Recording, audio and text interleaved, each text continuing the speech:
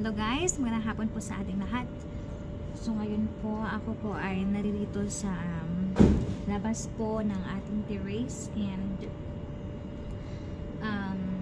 finifeel ko po yung ganda ng hapon. Sobrang nice ng weather ngayon. Hindi siya masyadong mainit at hindi rin siya umuulan kasi nga it's springtime. Pero medyo windy today, malamig ang hangin, pero still it's a very nice day. And now it's gala time. I'm going to the city to collect bottles from the stores.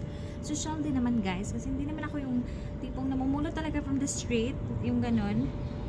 Dati ginagawa ko yan, pero nagkasuki na din ako. So now kinukolek ko lang siya, iniipon, tapos pinupunta sa store.